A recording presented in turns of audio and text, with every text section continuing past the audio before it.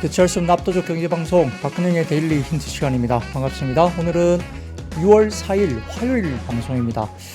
야, 오늘 뭐 낮에 이렇게 하늘을 보니까 엄청 파랗고 너무 날씨가 좋더라고요. 저희가 데일리 힌트 단독 진행을 시작했던 첫날에 아마 동접 10,000명 정도 넘어가면 뭐 좀 해보자, 게릴라 콘서트도 해보고 뭐도 해보자 말씀을 드렸는데 10,000명이 조금 모자라네요. 그래서 오늘 날씨 보면서 근처에 계신 분들이라도 뭐 혹시 되면 이 테라스 있는 카페, 야외 카페에서 이렇게 가로등 밑에서 저녁 시간대 커피라도 한잔 하면 어떨까 뭐 그런 생각도 잠깐 해봤는데 오실 만한 분들이 계실지. 과거에 저희가 강 작가님, 강원국 작가님하고 같이 강박 브라더스 할 때 게릴라 콘서트 한 3번 정도 게릴라 미팅을 했는데 다 성공했거든요. 처음 게릴라 미팅할 때 정영지 프로께서 야, 뭐 너희들이 연예인도 아닌데 누가 오겠어?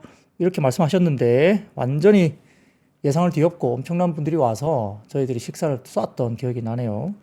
옛날 기억이 소록소록 납니다. 이게 시장이 어려울수록 그런 여유 있는 뭐 이렇게 자리, 좀 이렇게 소통하는 자리가 좀 있으면 좋겠는데 10,000명이 조금 안 됩니다.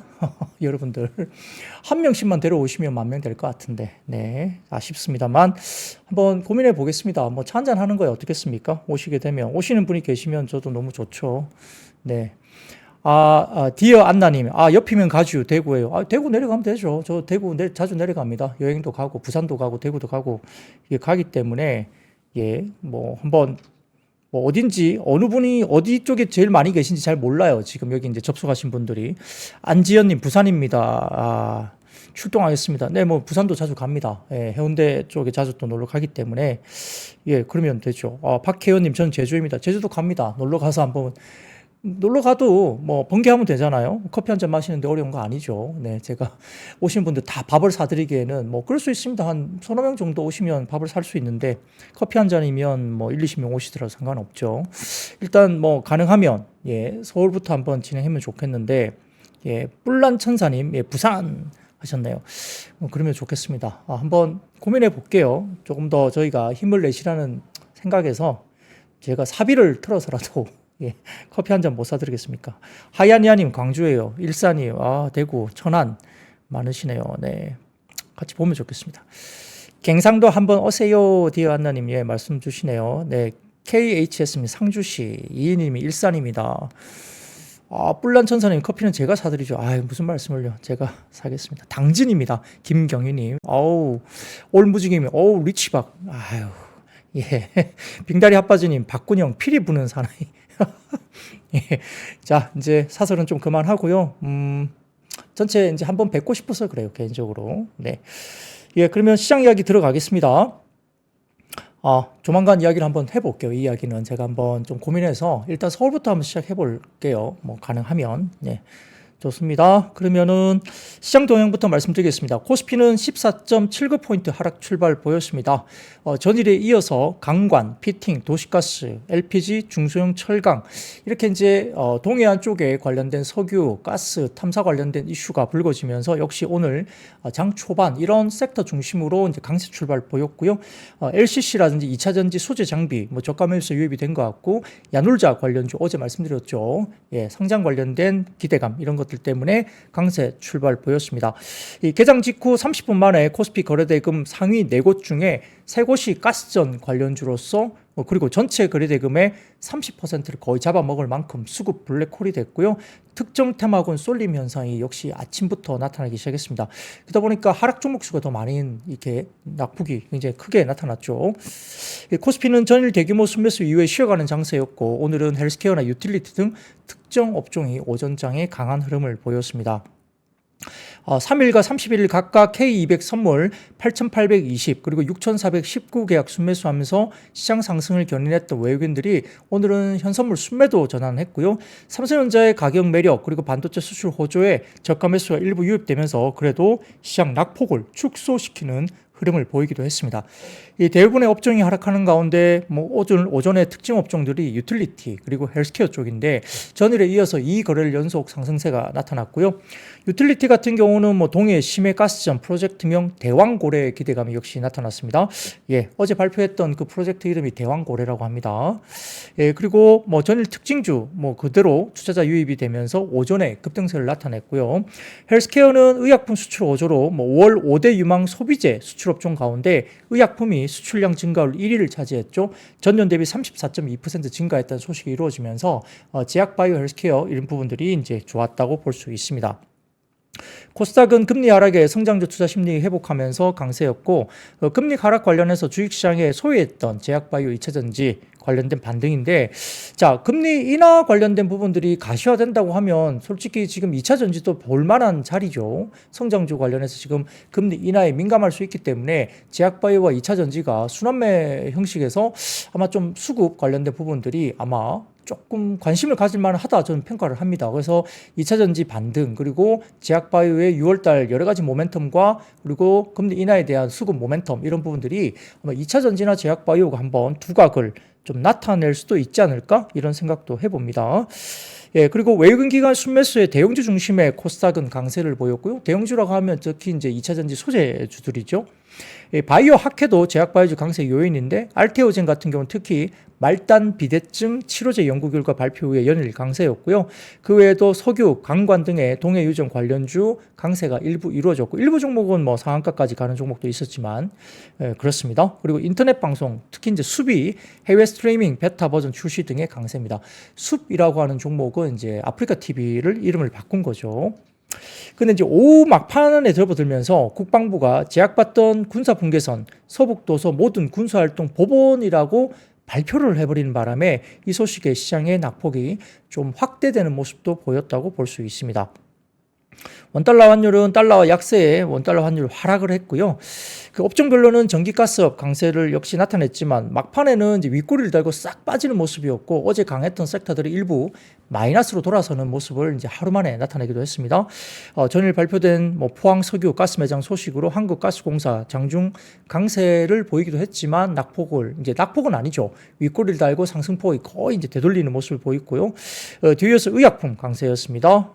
그리고 유한양행이 렉나자 FDA 신약 등급 기대감과 파로마 다시 3 통한 레이저 티닙 시장 침투 가능성으로 강세를 보였고요. 셀트리온은 옴니클로 유럽 3상 발표로 상승세를 보였고 한편 2차전지 업종은 순환매 전개되면서 강세였고 그중에 LG 엔솔이나 뭐 포스코 퓨처엠 뭐 이런 것들도 코스피에서는 상승 주도를 보였습니다. 뭐 코스닥스는 역시 이제 에코프로 관련된 그룹주들이 일부 보였고요. 반면 이제 보험과 금융업 약세였는데 오늘 보험 지유사 업종 내에서 대형주 위주로 하락하는 모습을 역시 보였고요. 특히 CJ가 가장 크게 하락세를 보였던 부분도 있고 이혼 소송 등으로 관심을 받았던 SK는 또 약세 전환했습니다. 이어서 삼성화재, 삼성생명도 약세 전개됐고 음식료품 내에서 상향식품은 최근 급등했던 주가에 따른 차익 실현 매물로 약세입니다.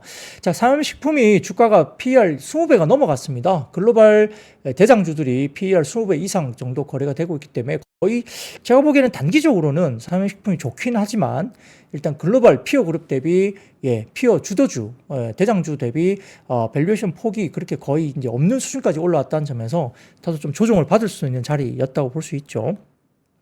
자, 코스닥은 외국인 기관 순매수세에 힘입어서 강세였는데 제약바이오 강세가 주도했고요. 아까 말씀드렸던 알테오젠이 먼저 급등했고 셀트리온 제약, 삼성전자제약, 리가켄 바이오 등의 전반적인 업종 강세를 이끌었습니다.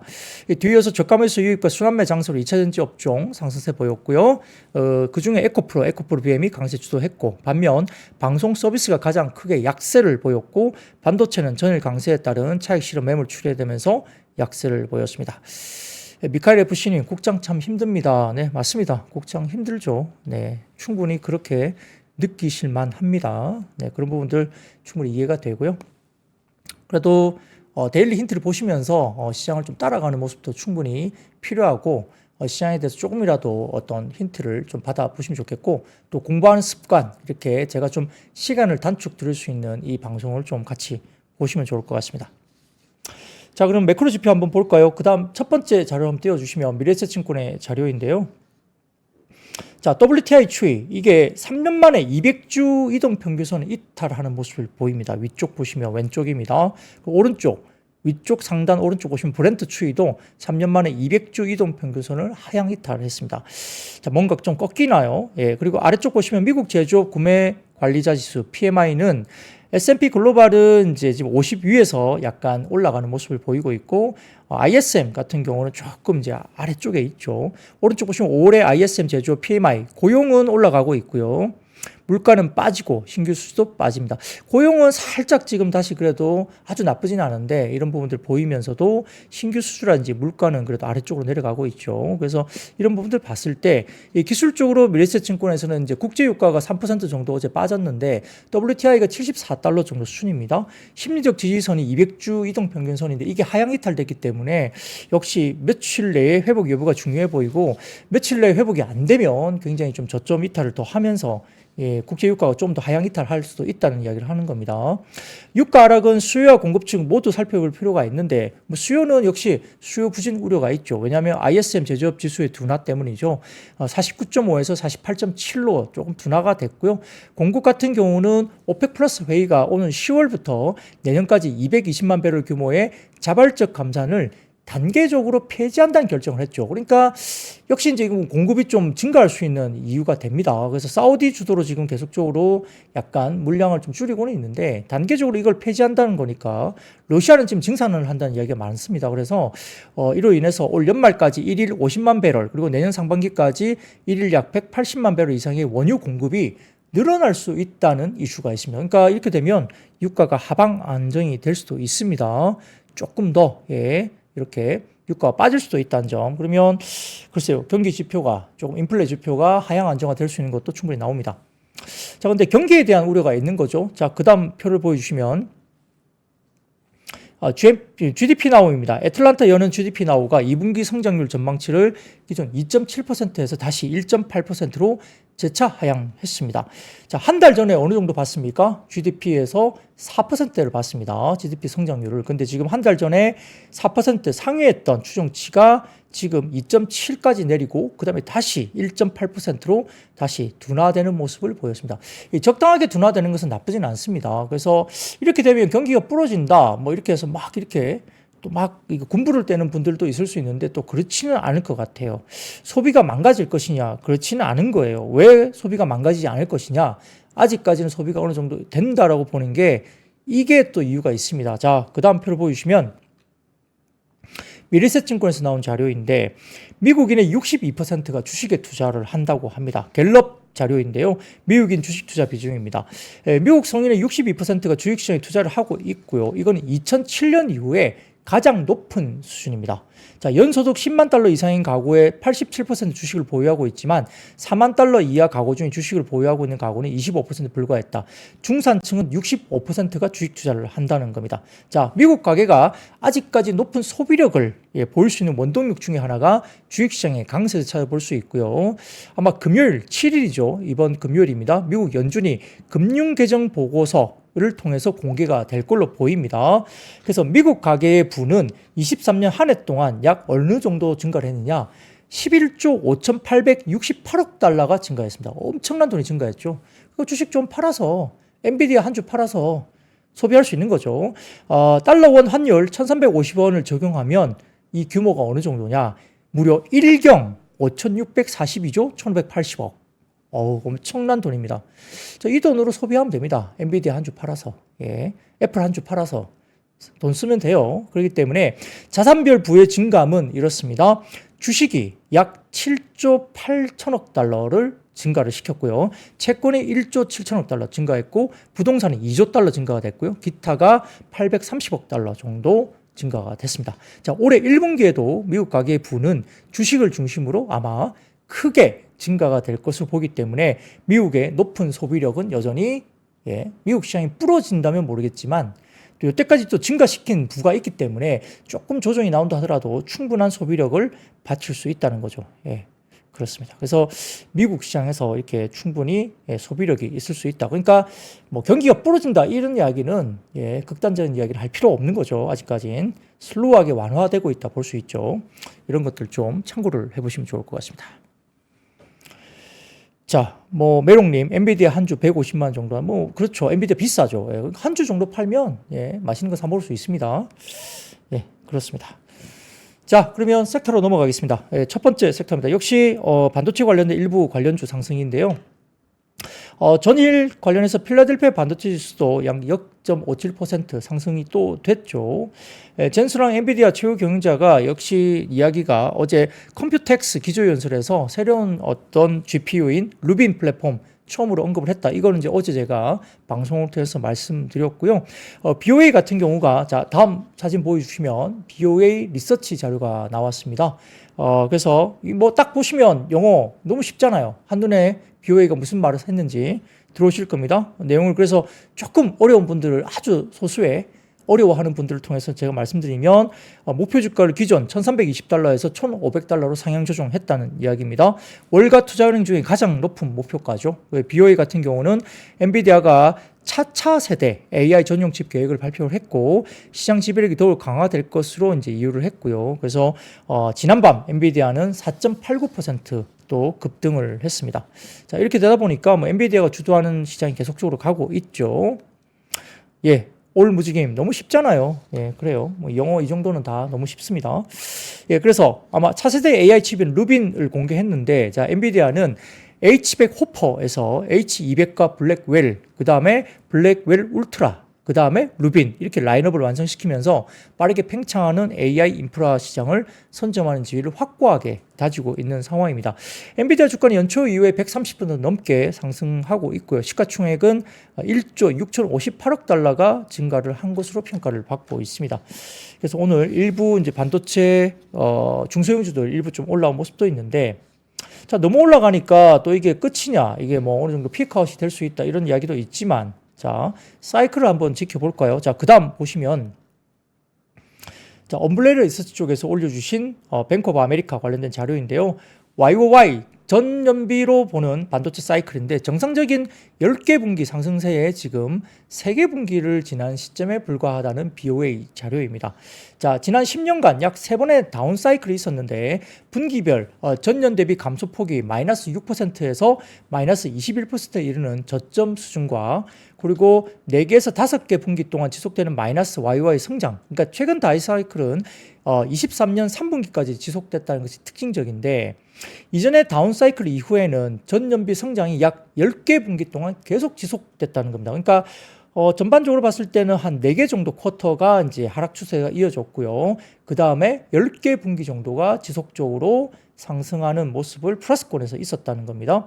그래서 이렇게 보면은 반도체 매출은 작년 말 전년 대비 성장세로 돌아섰고, 이전 추세로 볼 때 26년 중반까지는 전년 대비 성장을 할 수 있을 거로 본다는 겁니다. 근데 이제 성장 추세가 약간 슬로우해지거나 꺾이거나 뭐 이럴 수는 있는 거죠.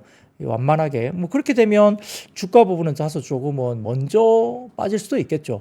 예, 그러니까 이제 성장 추세가 어느 정도 계속적으로 상방으로 유지가 되는 시점이 뭐 주가 부분들이 좋다고 본다면 한 25년도까지, 그러니까 예를 들어서 26년 중반까지 성장을 와야 한다면 25년 정도, 예, 그때까지 조금 당겨서 이렇게 어느 정도 주가에 대한 긍정적인 비율을 조금 당겨서 볼 필요는 있겠습니다. 그래서 조금 빨리 한 6개월 정도 선행해서 조금 당겨서 볼 필요도 있다는 것도 우리가 생각을 해야 됩니다. 근데 25년이라면 아직까지 좀 남아 있는 거죠. 그래서 아직까지는 과거 사이클로 본다면 다운 사이클로 반도체가 넘어가기는 아직 좀 멀었다, 이렇게 뭐 볼 수도 있습니다. 기술적으로 그렇다는 거죠. 자, 그렇게 해서 보시면 좋을 것 같고요. 근데 오늘 몇 가지 특징주가 좀 있었죠.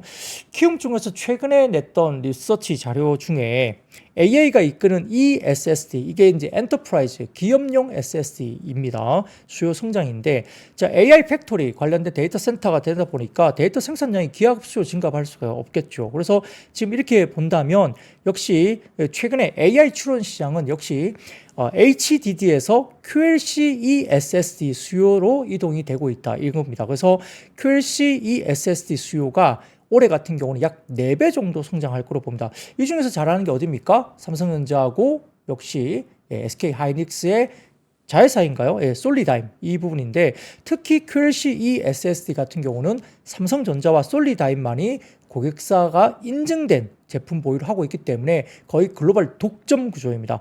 그러다 보니까 지금 삼성전자가 특히 기술과 원가 경쟁 기반으로 시장 점유율이 제일 높고 성장률도 굉장히 높게 나오고 있죠. 그래서 지금 삼성전자나 솔리다임 이런 쪽을 봐야 된다. 그래서 뭐 마이크론까지도 좋아지는 흐름이기 때문에 SSD 시장이 상당히 크게 이루어진다는 거죠. 그러다 보니까 낸드 산업의 가동률 회복이 된다면서 23년 4분기가 가동률이 62%, 올해 1분기가 가동률이 낸드가 65%, 근데 올해 2분기가 가동률이 74%까지 올라오고 올해 4분기는 86%, 그리고 내년 2분기가 가동률이 100%까지 올라온다고 보는 것 같습니다. 자, 그러다 보니까 가동률 원복과 전공정 설비 투자 영향 때문에 긍정적으로 볼 수 있는 것이 있다. 그러니까 SSD, eSSD 관련된 쪽, 낸드 쪽 관련해서 이야기 된다면 결국은 가장 탑픽은 키움증권에 따라서 삼성전자, 그 다음에 TCK가 오늘 굉장히 좋았죠. 그리고 한솔케미칼, 그 다음에 원익 IPS 이런 종목들을 탑픽으로 꼽았습니다. 자, 그리고 그 다음 자료를 하나 들어볼까요? 예, 보시면 이게 공시사항인데요. 조금 작아서 잘 안 보이실 겁니다. 근데 이제 이게 어떤 내용인지 공시를 보시면 다 찾아보시면 나오는데요. 예, 주식 다람이라는 어떤 사이트에서 제가 이렇게 올려주신 걸 그냥 가져와 봤는데, 삼성전자 임원의 장내 매수 공시입니다. 이 세 개가. 그래서 정재욱 부사장이 1330주, 평단 74,800원, 그리고 박약규 사장이 5,500주, 평단 73,700원, 그리고 노태문 사장이 5,000주, 평단 73,500원, 최근 주가에서 샀다는 겁니다. 그래서 삼성전자 임원의 장내 매수도 조금 의미가 있다. 한미반도체도 많이 사고 계시지만 이런 삼성전자 내부 임원의 최근에 주식 매수가 들어온다는 점도 한번 의미 있게, 글쎄요, 5,000주, 1,300주 이 정도 수준이 의미가 있는지 그건 좀 생각을 해봐야 되겠지만, 아무튼 지금 사들어오고 있다. 임원의 장내 매수가 들어왔다. 이것도 보시면 좋을 것 같고요. 자, 그래서 반도체 쪽은 어느 정도 오늘 약간 들썩인 일부 종목들이 있었다라고 보겠습니다. 자, 그러면 그 다음 이야기도 좀 드려볼까요? 자, 그 다음 이야기는 역시 항공업종입니다. 오늘 일부 티웨이인가요? 종목들이 상당히 좋았죠. 진에어도 좋았나요? 예, 대부분 오늘 항공업종들이 플러스권에 유지가 됐는데요. 자, WTI가 일단 좀 빠지니까 지금 어느 정도 지금 유가가 빠지면서 항공유도 어느 정도 좀 영향이 있을 것 같다는 생각도 해볼 수 있겠죠. 자, 거기다가 하이투자증권은 보고서를 통해서 최근에 컨테이너 운임 급등이 중국의 물량 밀어내기가 주요 요인으로 분석하고 항공화물 운임도 6월 달에 크게 상승할 여지가 있다고 평가를 했습니다. 예, 경상적으로 항공화물 운임은 컨테이너 운임과 동조화를 보이고 있는 상태로 평가를 했고요. 아시아 내 주요 항공과 주요 항공사들의 화물 통계도 아주 긍정적이라고 하이투자증권에서는 평가를 했습니다. 첫 번째 사진을 보여주시면 상하이 컨테이너 운임 관련된 지표죠. SCFI와 항공화물 운임 추이입니다.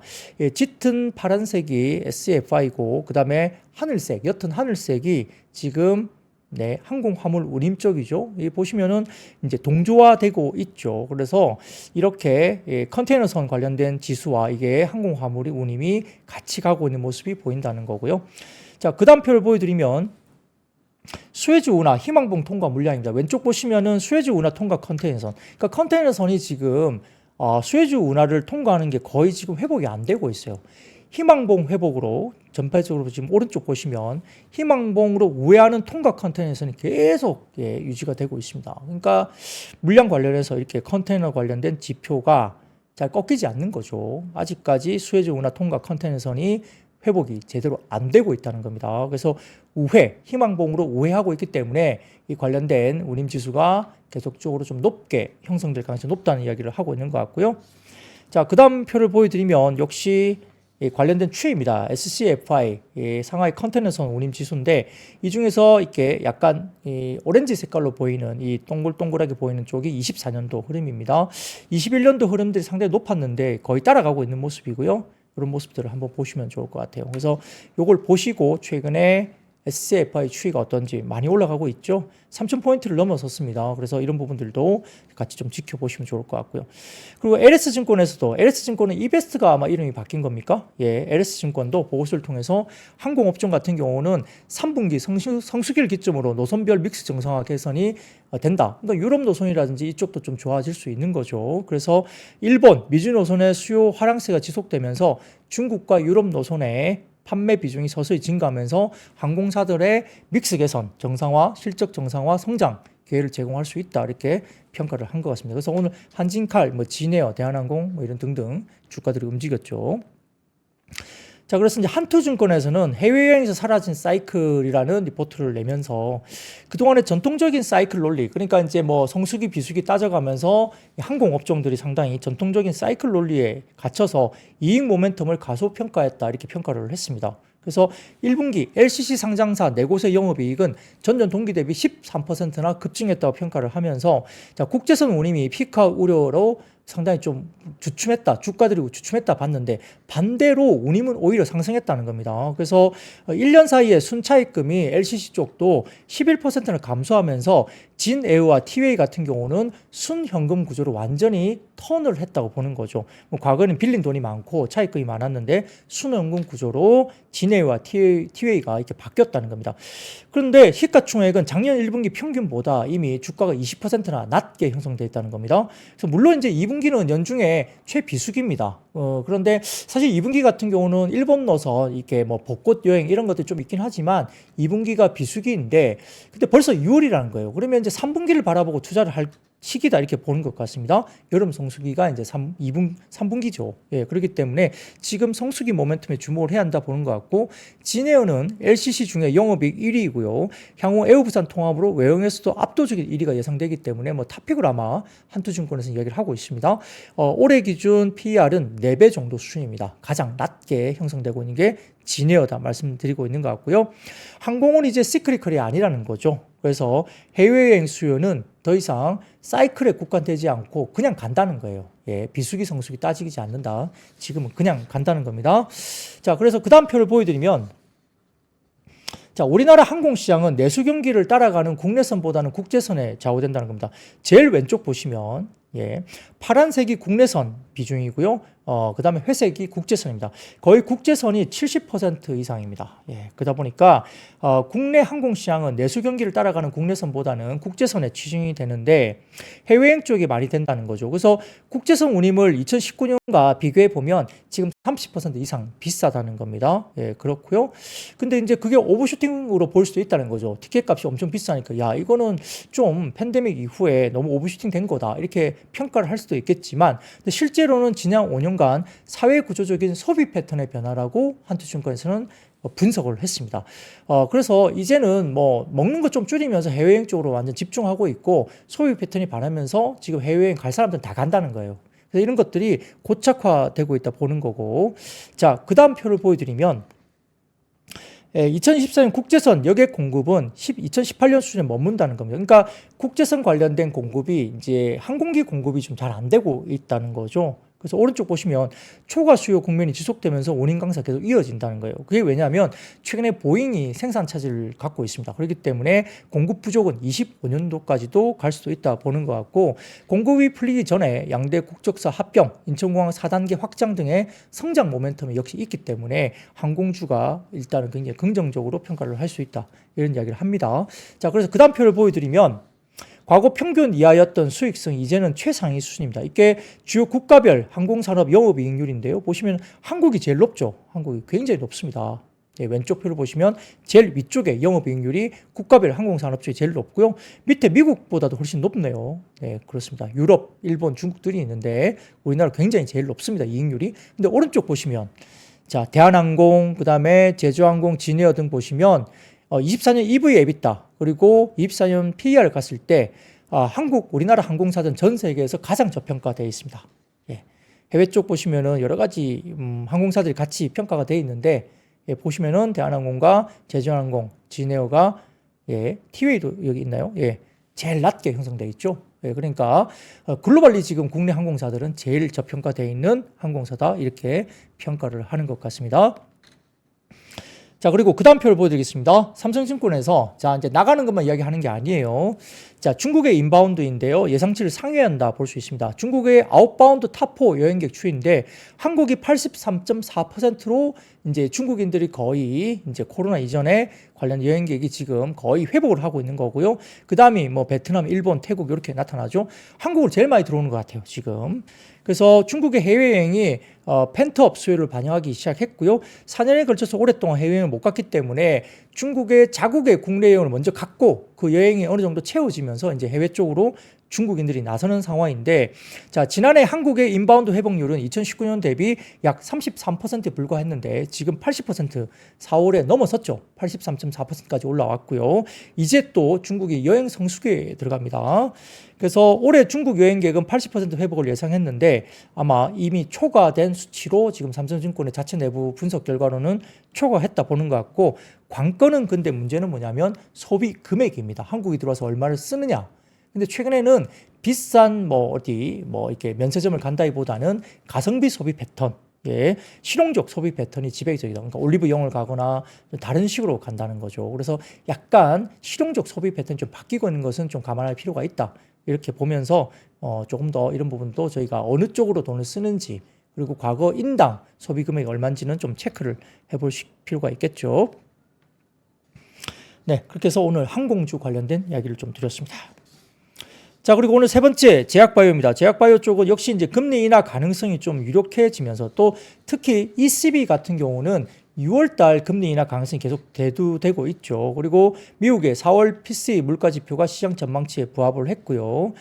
그리고 지금 3월, 지난 3일이죠. 미국의 제조업 지표 부진 등이 페드 금리 인하 가능성이 또 부각이 되면서 5월 제조업 PMI가 또 아까 0.5포인트 정도 하락했다고 제가 밝혔습니다. 그래서 이런 부분들 때문에 금리 인하 가능성에 대해서 9월 지표가 상당히 좀 올라왔죠. 금리 인하 가능성이 올라왔습니다.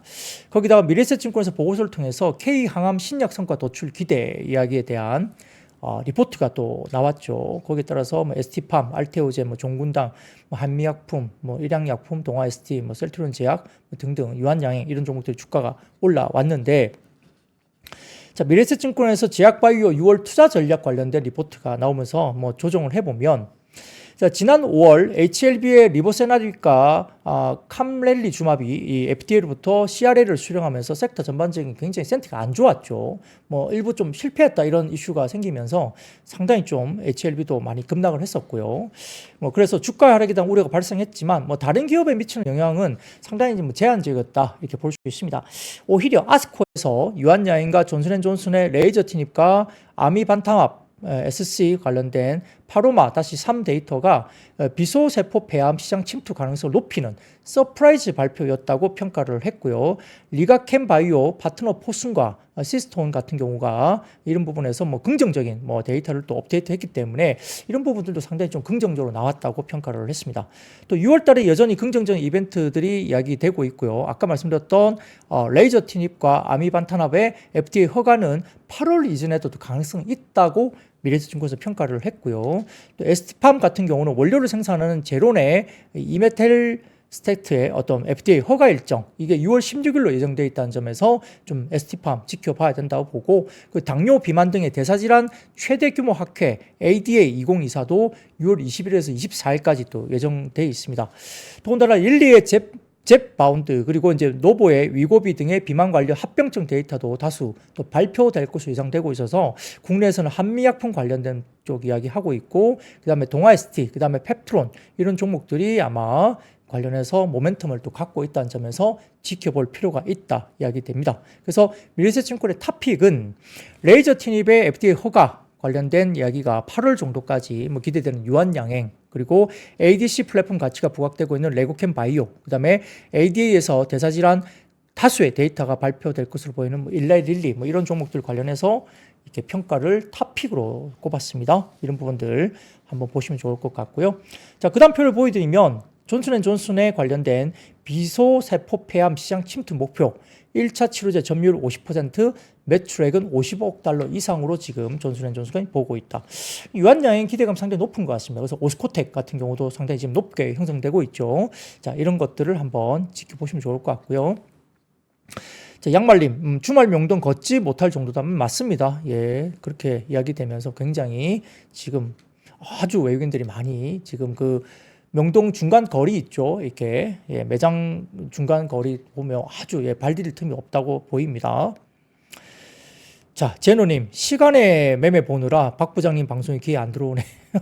아직도 매매하세요? 아우, 정말 예, 부지런하십니다. 네. 알겠습니다. 예, 그렇게 보시고요.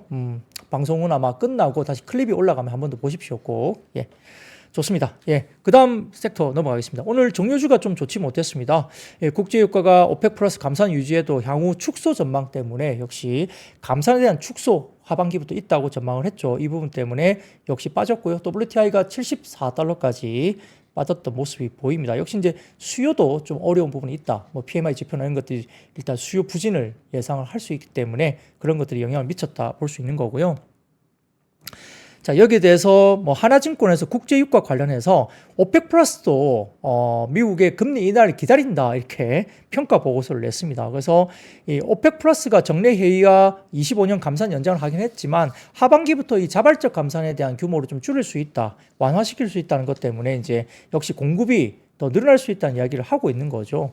그런 거 좀 보시면 좋을 것 같고, 또 산유국 입장에서는 역시 에너지 수요에 미칠 영향을 고려하기 전에 구체적인 금리 인하를 원한다라고 이야기를 했다고 합니다. 이 사우디 빈살만 에너지 장관이 이 이야기를 했다고 그래요. 그래서 중앙은행의 통화정책 입장이 쉽게 왔다 갔다 한다고 지적하면서 감산과 유가 상승이나 물가 압력을 우려하는 시장과 달리 오펙은 오히려 중앙은행의 금리 인하 이후에 원유 수요 회복에 대한 경로가 명확해지기를 기다린다는 겁니다. 그래서 오히려 시장 상황에 맞춰서 대응책을 마련할 것으로 본다는 거죠. 그래서 여러 가지 부분에서는 지금 상당히 좀 사우디도 어려운 국면에 위축되어 있는데, 사우디 같은 경우에 24년 재정 균형 유가가 96달러로 지금 분석이 되고 있습니다. 그런데 지금 그걸 아래에 밑돌고 있는 거죠. 그리고 오펙 회원군들의 재정 균형 유가가 대체로 높은 수준을 보이고 있기 때문에 고유가에 대한 공감대를 유효한데, 공급이 좀 더 하반기에 늘어날 수 있고 수요가 아직까지는 좀 불안하기 때문에 역시 유가가 하방 안정을 계속 찾고 있다는 겁니다. 자, 그래서 그 다음 표를 좀 보여드리면, 오펙 플러스의 공식적 감산 정책은 내년 12월까지 연장이 되고 있습니다. 근데 오펙 원유 생산량이 역시나 좀 튀어오를 수 있고요. 사우디아라비아 같은 경우도 지금 생산량이 아래쪽으로 처지고 있죠. 오히려 처지고 있는데 살짝 고개를 듭니다만 이렇게 많이 튀어오르기는 좀 어렵습니다. 그리고 오른쪽 보시면 오펙 산유국들 재정 균형 유가입니다. 이게 굉장히 높게 형성되어 있습니다. 이 보시면 알제리 같은 경우는 지금 126달러인가요? 아, 예. 부양 의지는 계속 될 수밖에 없죠. 아제르바이잔 88달러, 이란이 120달러, 이라크 94달러. 아, 엄청 높네요. 사우디 96달러, 아랍에미레이트가 57달러, 상당히 낮게 형성되어 있는데, 이라크도 94달러, 예. 리비아도 66달러, 오만이 58달러 이렇게 되어 있습니다. 그러니까 전체적으로 오펙 산유국들의 재정 균형 유가 수준이 상당히 높기 때문에 부양 의지는 높은데요. 자, 그 다음 표를 보여드릴까요? 그 다음 표를 보여드리면, 지속된 감산으로 사우디 이 경제 성장률은 역성장 시현이 하고 있습니다. 이 보시면 아래쪽 왼쪽 보시면 예, 사우디 석유 부분이 완전히 이제 아래쪽으로 나와 있죠. 마이너스 역성장하고 있고요. 예, 비석유 부분은 그래도 플러스권 성장을 하고 있는데, 역시 사우디 전체 경제 성장률은 마이너스권에 있습니다. 오른쪽 보시면 러시아 원유 수출 물량은 오히려 많이 늘리고 있죠. 사우디가 이렇게 힘들어지니까 러시아는 오히려 늘리면서 점유율을 늘리고 있는 상황입니다. 그러다 보니까 여러 가지 부분에서 공급이 상당히 좀 제한되지 않고 있다 볼 수도 있겠습니다. 더군다나 미국의 드라이빙 시즌이 접어들면서 휘발유 가격 컨트롤에 바이든이 나섰죠.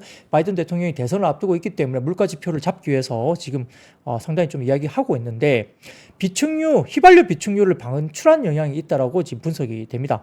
미국 에너지부 산하 비축유 사무국 같은 경우가 전략 비축유 외에도 난방유와 휘발유를 각각 100만 배럴씩 보유하고 있는데, 대선을 앞둔 바이든 대통령이 메모리얼 데이 5월 27일과 독립기념일 7월 4일 사이에 휘발유 비축유 100만 배럴을 방출해서 휘발유 가격을 낮추고자 하면서 원유 공급 사이드의 영향력이 오히려 약화되고 있다라고 이야기를 하고 있습니다. 자, 그 다음 표를 보여드릴까요? 일회성 휘발유 비축유 방출료 평년보다 높은 미국 휘발유 재고가 왼쪽에 나와 있습니다. 휘발유 재고 꽤 높게, 평년보다 높게 형성되어 있고요. 오른쪽 보시면 재고가 늘어나면서 미국의 휘발유 리테일 가격은 안정화되고 있는 모습도 나타납니다. 그러니까 이렇게 뭐 휘발유 가격을 낮추는 게 가격 지표를 낮추면서 물가 지표를 낮추기 위한 바이든 대통령의 방출, 그죠? 그래서 전략 비축유 외에도 난방유하고 휘발유를 단기적으로는 이제 낼 수 있다는 겁니다. 자, 이렇게 보이면 될 것 같고요. 자, 그래서 다만 휘발유 비축유 방출은 일회성 요인이기 때문에 미국의 전략 비축유 재매입 기조는 여전히 이어지고 있기 때문에 하반기 글로벌 원유 공급 여건은 타이트하면서 하나증권에서는 WTI 기준 배럴당 약 70달러에서 90달러 정도의 밴드가 형성될 가능성이 있다고 평가를 했습니다. WTI 기준 한 70달러 정도 가면은 바닥권으로 아마 좀 평가를 하는 것 같아요. 자, 이런 것도 보시면 좋을 것 같습니다. 자, 그 다음 이슈입니다. 그 다음 이슈는 원전입니다. 원전이 많이 빠졌는데, 자, 오늘 신재생이 많이 빠졌어요. 근데 신재생이 많이 빠진 거에 대해서 여러 가지 이슈가 있었겠지만, 어제 한국의 동해에서 석유가 나온다. 자, 천연가스가 나온다. 이러다 보니까 신재생, 이쪽이 오히려 좀 악재가 아니냐 이런 이야기를 좀 많이 한 것 같아요. 그러니까 원전도 그렇고 뭐 태양광 등등 풍력 등등 이런 쪽이 많이 빠진 이유는 이렇게 석유가 이렇게 나오는데, 자, 한국이 어쩌면 산유 국가가 될 수도 있는데 신재생이 무슨 필요가 있냐, 뭐 이런 생각을 가지고 센티가 좀 형성된 게 아니냐, 뭐 이런 이야기가 시장에 조금 돌았습니다. 그러면서 원전주도 오늘 역시 빠지기도 했는데, 근데 어제 미국 증시에서 재밌는 일이 있었죠. 여러 가지 부분에서 미국 최대 소형 모듈 원전 설계업체인 그 뉴스케일 파워 주가가 12.6% 급락세가 나타나기도 했습니다.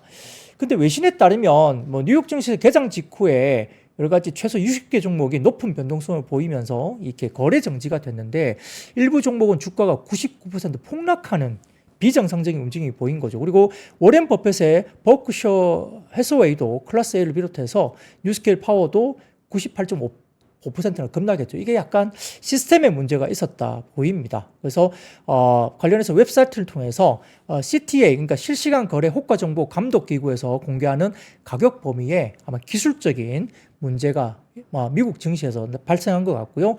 상장된 복수 종목의 거래 중단이 촉발됐다고 현지에서 나타났습니다. 그래서 이렇게 원전 관련주가 일부 빠지기도 했는데, 뭐 그것 때문에 국내 원전이 오늘 빠진 건 아닌 것 같고요. 시장에서 역시 이야기되는 게 일부 아까 말씀드린 대로 한국이 산유국이 될 수도 있는데 신재생이 일단 센티가 나빠졌다, 이렇게 이야기도 될 수 있죠. 네, 그런 부분들입니다. 그래서 어제 아까 말씀드린 대로 워렌 버핏의 버크셔 해서웨이도 급락을 했기 때문에 약간 좀 기술적인 장애가 있어서 아마 이런 부분들이 급락에 영향을 미쳤다 이렇게 볼 수도 있습니다. 자, 근데 골드만삭스는 퍼스트 솔라 목표 주가를 주당 268달러에서 302달러로 상향 조정했기 때문에 미국 시장에서 이렇게 태양광이라든지 뭐 신재생 이런 쪽을 원전을 그렇게 나쁘게 보고 있지는 않습니다. 역시 AI 반도체, AI 데이터 센터 관련된 전력 수요가 있기 때문에 신재생 쪽을 아직까지는 굉장히 긍정적으로 본다는 리포트가 또 나왔기 때문에 역시 이런 부분들에 대해서 너무 극단적으로 좋게 그리고 극단적으로 나쁘게 또 이야기를 할 필요는 없습니다. 그래서 좀 보시고요. 오늘은 아마 아까 말씀드렸던 국내 원전주들이 결국은 신재생 쪽, 원전주뿐만 아니라 신재생 쪽은 이제 동해 쪽의 원유 시추 뭐 이런 것들이 약간 오버레이브 되면서 좀 많이 빠진 것이 아니냐 이런 생각들을 해봅니다. 그쪽으로 돈이 쏠렸기 때문에. 그러면 만약에 동해 쪽 가스전, 원유 관련된 급등했던 종목들이 빠지게 되면 오늘 빠졌던 신재생은 오히려 또 반발 매수가 나올 수 있기 때문에 시소게임이 될 수도 있는 거죠. 그런 것들도 우리가 고민을 좀 해볼 필요가 있겠습니다. 자, 그 외에도 오늘 관련된 화장품 관련된 부분, 운임 상승 여파, 화장품 좀 물론 많이 올라서 단기적으로 쉬는 것도 있을 수 있겠고요.